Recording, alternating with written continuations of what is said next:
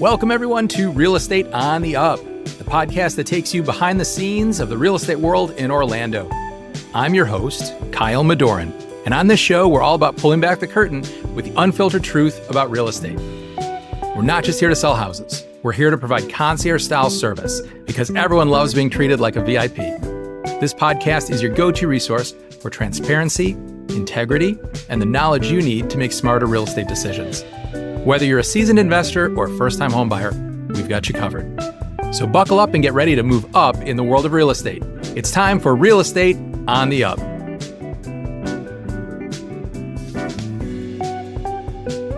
Originally licensed in 1992, Barrett Spray has celebrated over 3 decades of success in the Central Florida market as a realtor and broker associate. In that time, he and his team have closed about 3,000 transactions, a truly incredible accomplishment. What has been that secret for success? We will find out shortly, but it certainly involves training and education. Barrett has been a national real estate coach with Keller Williams and has the soul of a teacher, helping his team and his customers make educated decisions and ensure they achieve their goals successfully. I am very much looking forward to this conversation because few real estate agents have the experience and knowledge Barrett can bestow. So without further ado, here he is. Welcome to the show, Barrett Spray. Thank you, Kyle. Thank you very much. I couldn't have said it better if one of my team wrote it themselves, and they probably did. So thank you for having me on, for sure. Absolutely. You deserve it. You deserve it. So I am truly looking forward to this because I think that having someone that has seen it all, you've been through the ups and downs and thick and thin, and you've been through it on different levels as well with different perspectives. So I think this is going to give people a lot of information, whether they're customers out there or whether they're agents thinking about getting in the business or how to improve their business. I think it's going to be super helpful. Thanks. And I think what you really just did is call me old, and I am. So that's okay. I appreciate it, Kyle. I've been an agent for a long time, and you're right. Seen some highs and seen some lows, and the only constant any of us get is change, right? I got the gray coming in too, so I'm getting there. So let's talk about like your start and how you got rolling into this career. So what inspired you to pursue a career in real estate, back in 1992, and also then how have things changed? How has the industry evolved since then? So I took my real estate classes in college. I was going to Valencia. I took my principles, practices, and law courses as just elective courses and absolutely fell in love with it. I was also a UPS driver in college. Wow. Worked for UPS for a dozen years, started in '89, stopped in 2001. I moved a lot as a kid. I was the product of divorced parents, and I think the last time I counted, when I was turning 45, I had moved almost 50 times in my life. Oh my goodness. That's amazing. Yeah. And it taught me how to meet people very quickly. It taught me what it was like to move, the emotions of moving and going to new schools. I went to 3 elementary schools, 2 middle schools, and 5 high schools as a kid. Wow. Yeah, That's we a moved lot. a lot. That's a lot. Came to Orlando to go to college and stayed. Went to Valencia, went to UCF, go Knights, and took most of the real estate degree from Valencia. Absolutely loved it. Got my real estate license. Was working for UPS, and over the first decade, worked my way out of UPS with real estate by selling UPS drivers because they are good jobs. They earn a good living. So it's a family of UPS people. One of my best friends is a UPS driver from 30 plus years ago. That's great. Yeah, I heard they're a great business to work for, a great company. They are. Yeah. And they're also great employees to help buy and sell houses. Yeah. So my very first customer was my father-in-law, and he bought a whole bunch of properties. But after that, it was UPS drivers that got my career off the ground and eventually got me out of UPS through real estate.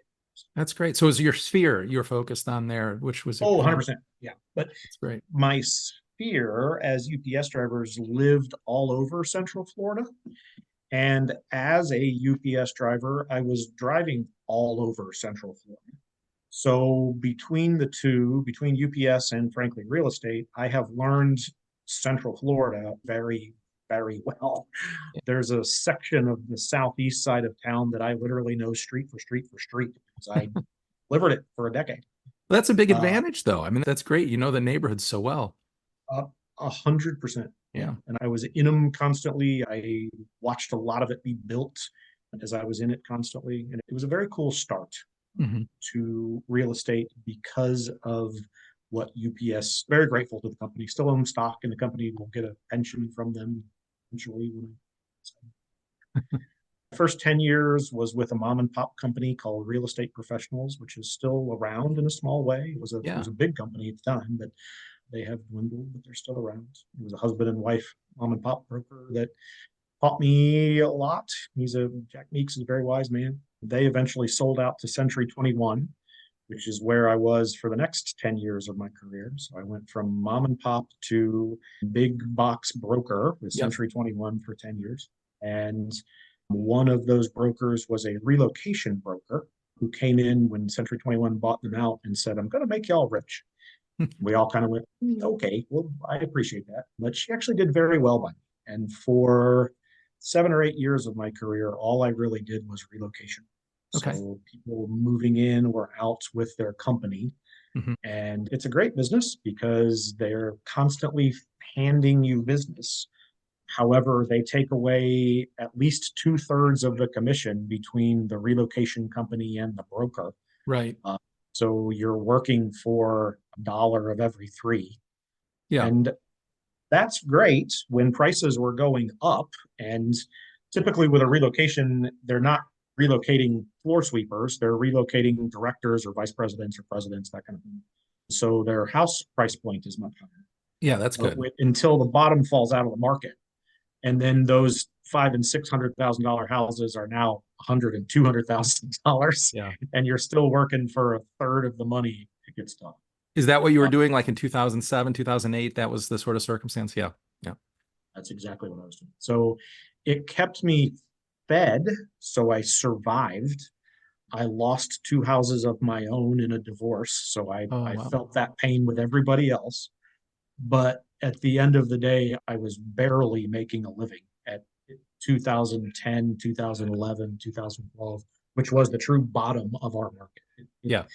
Our market fell off a cliff in 2006 and fell till we hit the bottom, which is actually when I went to Keller Williams because I was like, I got to do something else. Hmm. Can't work for a third of the money again. Keller Williams has a book called The Red Book, The Millionaire Real Estate Agent, which I had read 10 or 12 times at Century 21. And I had written my business plan off of that book for 6 or 7 years before I ever came to Keller Williams. Great book, by the way. If anyone's looking, that's a really, really Yeah. good book on real estate. One of the best. Yeah. It's a couple decades old at this point, and it's still very, very relevant. Some of the marketing ideas aren't relevant anymore, but the Yeah. concepts of it are still spot on. One of the things they ask you when you first come to Keller Williams is who brought you here? Give me the name of the person that brought you here. And I was like, it was the Red Book.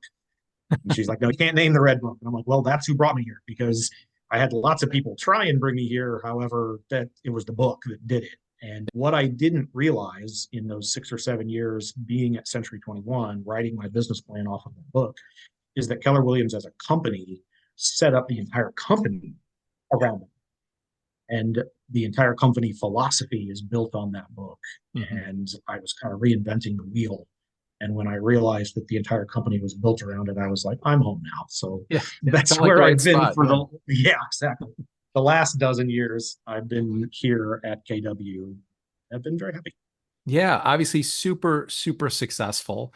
And, since then, the number of transactions that you've been closing on a regular basis is something that most agents only dream of. So, what are some of the key factors that have contributed to your high productivity and the efficiency that you operate at?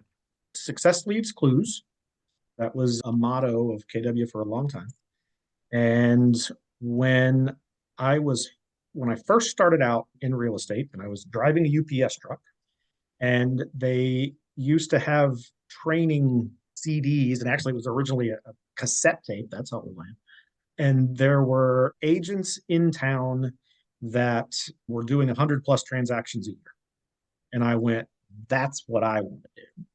That's the agent that I want to be. And there's a couple of those agents that were on those cassette tapes and CDs that are still around. They are either training or they own brokerages. They're some of them are still agents, but for the most part, they've moved on with their careers. But there's real truth in success leads close. So we are the sum of the 5 people that we hang around the most.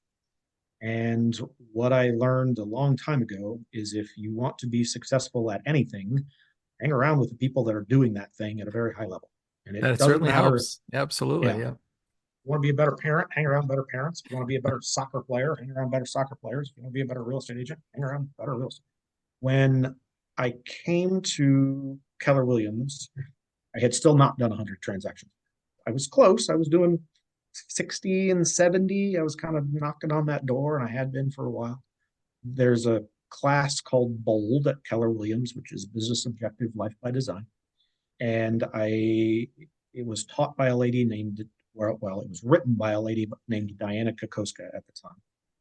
And I went to my first BOLD in the first 6 months that I was at KW. And I had been handed business for the last 7 or 8 years with relocation.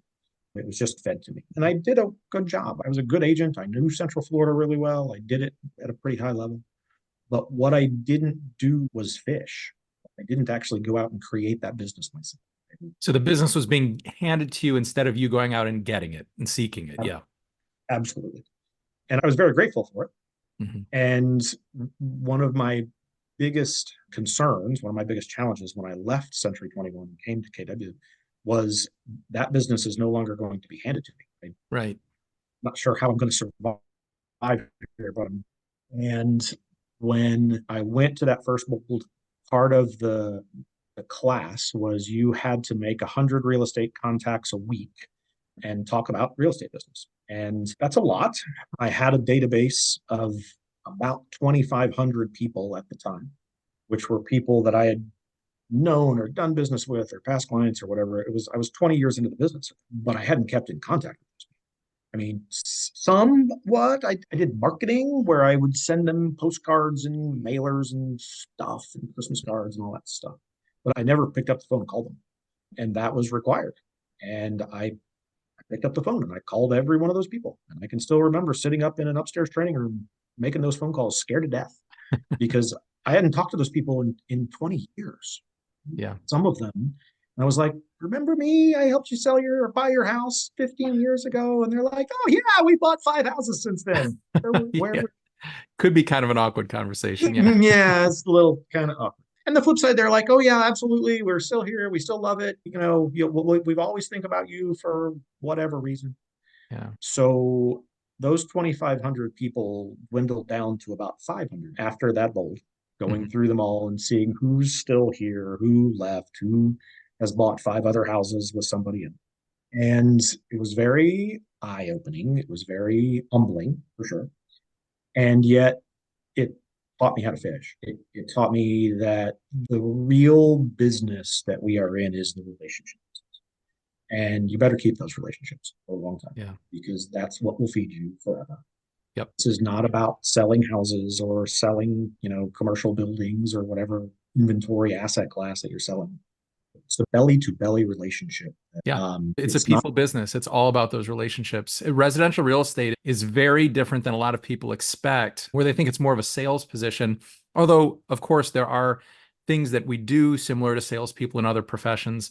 It's much more about building and maintaining those relationships because these people are only doing a transaction once every 7, 8 years, things like that. So, or 20. Yeah, right. Yeah. So you need to really get deep in those relationships so you stay memorable and stay in touch. So no, I think that's a great point. Going through the database, making sure it's refreshed, making sure you're keeping in touch with them. I'm sorry, go ahead. I was going to say, you've seen a lot. You mentioned earlier that the business certainly is so different now than when you first started. The techniques, the things you do, the technology has changed so very much. So how do you now, seeing all these changes and embracing the new technology and the new tools available, how do you leverage that to the benefit of your clients? I think technology's done it on its own. I don't think, honestly, we as the real estate agent did that. When I first got into the business, the MLS was a very kept secret. The internet wasn't really a thing yet. It was on the cusp, but Zillow wasn't a thing. Realtor.com wasn't a thing. So when people came to look at houses, they had to come to us because we were the gatekeepers. And technology has evolved where we are no longer the gatekeepers. They can find and do all of the research on their own to say, okay, I want to be in this section, or I want to see these 5 houses, or whatever that is from a buyer's perspective. And technology has opened up the floodgates where people can do all of that research on their own to a point. So if you're in California and you want to move to Orlando, or you have to move, or any city in America, you can do the research to a point that you can, do the Google Street View, and you can walk down the road and you can look at the aerial views of it, and you can look at that house 9 ways to Sunday, and you can look at all the schools and all the crime stats, and you can say, I want to live here. And until you cross the threshold of that house, you don't know if you want to live there or not, Yep. because there's 1,000 things that could be ultimately wrong with that house, that area, that neighborhood, that you just can't see online. You have to know the geography. You have to have been boots on the ground and know, yes, that's great, except zoom out a little further and look at the sewage treatment plant that's 1 block away from that house. And you didn't see it, but you don't really may not want to live there. So technology has taken a lot of industries away. Blockbuster, think the travel agent. It's not taking real estate agents' jobs away. It is too localized of an industry, too localized of a business. It's going to change it. It always has. When I first got into the industry, and I was a UPS driver, we used map books. So if we wanted to get somewhere, we would open up a map book and figure out where it was and look at the grid and then drive over there and get lost a lot. I would literally give map books away as gifts at Christmas time and for closing gifts so people could learn their way around Central Florida. Obviously, that's not a thing anymore because we all have GPS Right. on Yeah. much, something that technology just changed. And it changed for the real estate agent, and it changed for the consumer and it's a change for the better for all of us. However, you can take a GPS and say, okay, I want to go to these 3 houses. But and this is something that the new era of real estate isn't going to change that much. If you're coming from California, yes, you can gather a list of these are the 6 or 8 or 10 houses I want to see, and I'm going to call every one of those listing agents, and I'm going to go to this one, and then this one, and then this one. But to do all of that, it's a job. It is a full-time job to try and figure all of that out. And then each time you show up at the door, you're not represented by that listing agent, because that listing agent represents the seller. People think they're not going to pay for that service. Yes, they will, if you are a good enough professional to know the difference. Yeah. And I think that's especially true for anyone who is a first-time home buyer. I can only imagine how daunting it would be to approach purchasing your first property and have no professional advice, no guidance, no one to make sure that your best interests are being looked out for. It's, with that in mind, and the changing how things are evolving in the market all the time and all the recent things that have been happening in the news, what advice would you give to first-time home buyers, especially, to ensure they have a smooth transaction? Figure out how to pay the money. Figure out how to pay the money for representation. And if you're getting sued, if you're 22 years old and you're getting sued for whatever, running your car into something, or you accidentally smashed something somewhere and they're suing you for a lot of money, hire an attorney. Pay that attorney the money that they need to get paid to represent you in court, because otherwise you're going to walk in and get decimated. It is that simple. There's a reason we pay good doctors. There's a reason we pay good dentists. We pay good attorneys. And it doesn't matter if you've been to the doctor 400 times or this is your first trip as an adult, you're not going to take care of your own health care. It's not a good idea. You're not going to represent yourself in court. It's a terrible idea. So that's my advice. Pay money. And I truly believe the mortgage industry and the government will figure out a way to help first time home buyers do it. Because I realize they don't always have the money to come up with the down payment and the closing costs and all of that. The money's simply not there. Yeah. However, the representation needs to be higher. And at the end of the day, how commissions get divvied up is going to change a little bit because that's just inevitable. Change is inevitable.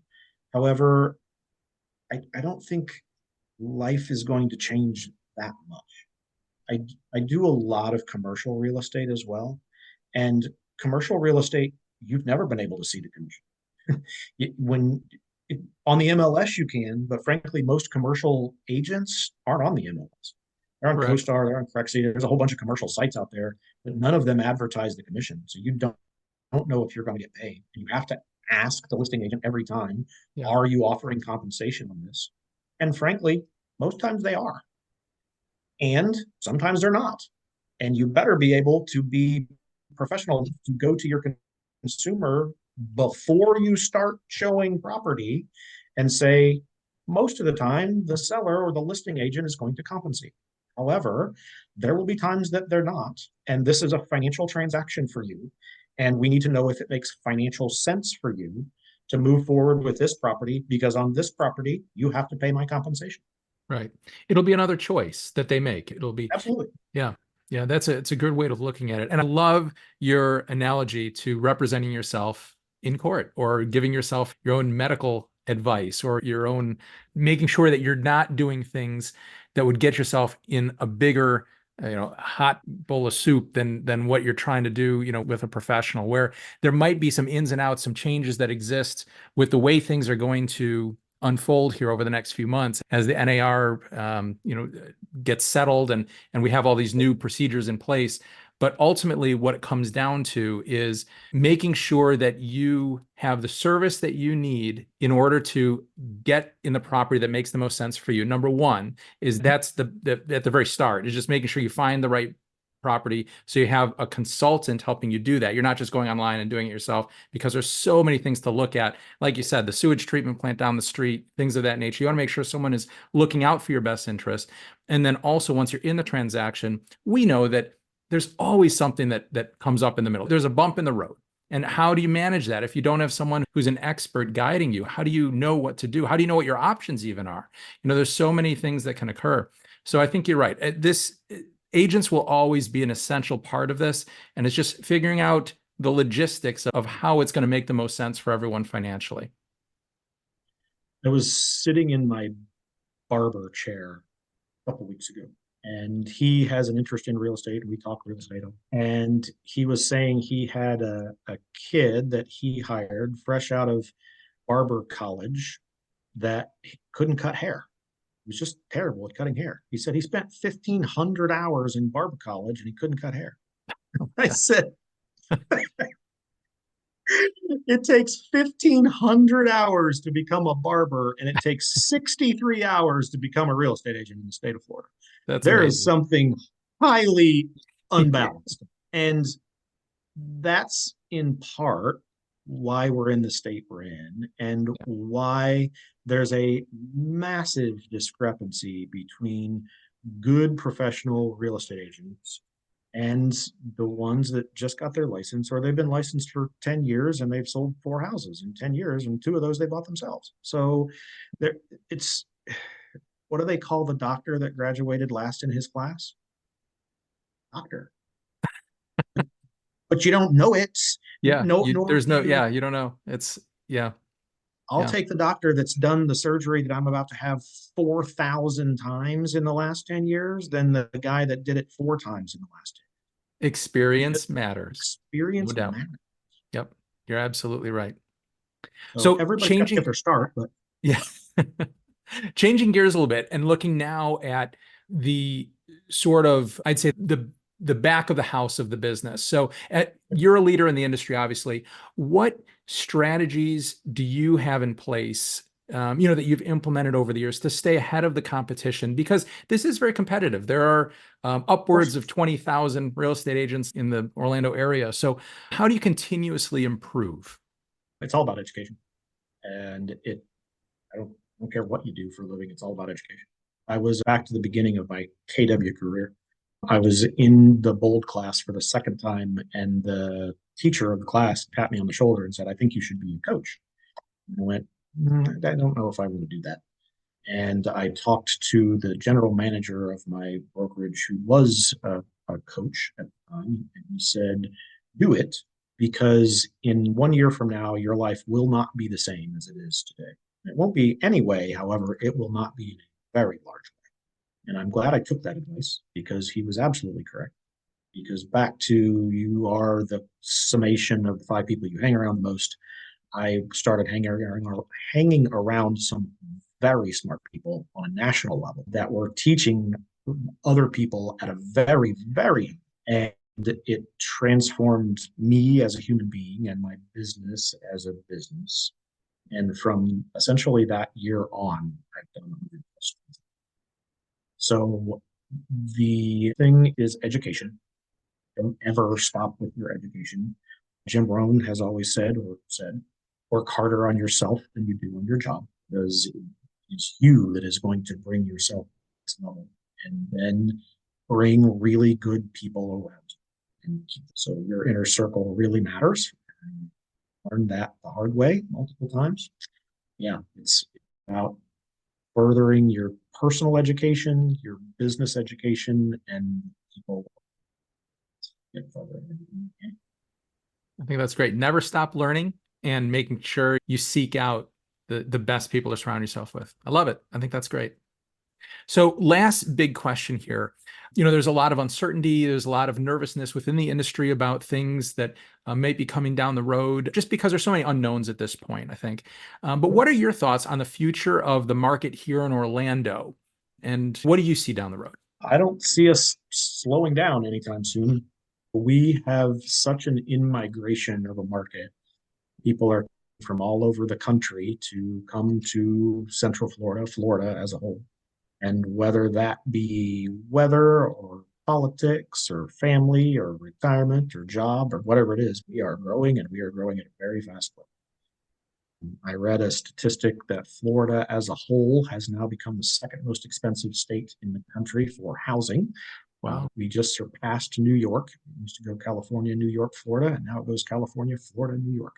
Now, that's not specifically Orlando, that's the state as a whole. But yeah. So where we used to be a bargain state, we are no longer that. And yet, I don't think it's going to stop or slow down anytime soon, which brings it back to, if you know the market, all these people coming from every place else don't know the market, and they will pay for representation. And the people that are selling, or they are staying in the market or leaving the market for whatever reason, will always pay for representation to sell the biggest asset. That's great. You're absolutely right. No, I mean, it's the biggest investment most people ever make. So, trusting that to an app or a bot, I don't think that's going to be something we're ready to do anytime soon. It's, you want someone who you know and trust, and who has your best interest at heart to guide you through that. Absolutely. And technology has changed the market, no doubt about it. I had a conversation 2 weeks ago with a seller here in Central Florida that one of the online, I'm looking for, without naming names, the iBuyers, that's what I was looking for. They were building a new house and wanted the convenience of it. And in conversation, without ever seeing their house, I said, okay, so I think your house is probably worth 385. My guess is they offered you 365 or 370. And he said, well, they offered me 350, but then they wanted $50,000 back in repairs. And I said, what needed repaired? And they said, well, our roof is 6 years old and we had some trouble with our AC. I said, so your roof doesn't need replaced. It's 6 years old, and an AC is not $50,000. So I said, this is obviously your choice. It's always your choice. However, I think you're leaving about $85,000, which I understand convenience and I understand you want this done now. However, $85,000 is real A chunk of change. Yeah. money. And we put his house on the market and were under contract with multiple offers. We went 10,000 above list price in a matter of 72 hours. Wow. Yeah. So I understand technology can, take the ease of selling right off, and you get these commercials and ads and radio ads. You don't have to show it, and you don't have to go through an appraisal. Yes, but are you willing to pay $14 for a gallon of milk? Is it really worth it to not have to drive 2 more blocks? Yeah. Yeah. Sorry, I'll get off my soapbox. No, you're absolutely right. What is it, convenience versus what does that convenience really cost you? That's really the decision that everyone has to make with that. And great agents, professional agents, can still get your house sold very quickly with a minimum amount of hassle and, make it a very smooth process for you. And so I think if you understand what a great agent can do for you, it makes that choice a lot easier. But I think that unfortunately, we know that there are people in this business that don't do a great job. Like you're saying, that agent who sold 10 houses over the last 10 years, that agent, although yes, they're licensed and they might know how to fill out a contract, they don't know the ins and outs of how to market a home successfully. The differences between properties, every property is unique, and what that specific home is going to take to find the right buyer quickly. There's so many things that go into it. And that's why I love connecting with great professionals. And I have them on this podcast because I want everyone to know there are people out there who make this so easy. It's such a seamless, stress-free experience. And so they are out there. You just have to cut through. Out of the 26,000 whatever agents we have here, there are some really truly great professionals who care about their customers, who care about the industry, and are trying to do everything to make it better. Yep. So, Pareto's rule. Right. Well, Barrett, thank you so very much for joining us and for your time today. I really appreciate that because I know you're an exceptionally busy guy. And this was great. I know everyone is really going to enjoy listening and hearing everything that you had to share with us today. Thanks for having me. It's my pleasure. Now, if people want to get in touch with you, what's the best way that they can do that? They can email me. It is my first name, Barrett, Barrett, at Barrett Spray, BarrettSpray.com. So hopefully they won't forget my name, or they can call my office at 407-925-8404. Once again, 407-925-8404. Excellent. Thank you very much. Barrett Spray, everybody. Thanks again for joining us today. As we conclude another eye-opening episode of Real Estate on the Up, I want to express my appreciation for joining us. Thank you for being a valuable part of the Real Estate on the Up community. Your time and engagement mean the world, so make sure you subscribe and leave a review. Your real estate goals are my priority, and my team and I are here to provide the personalized attention and service that have earned us high recognition. If you have questions, need guidance, or are ready to make a move, don't hesitate to reach out. I'm just a message away. I'm Kyle Madoran, one of Rate My Agent's top 100 in the United States, signing off. Until next time, take care and make those real estate dreams a reality.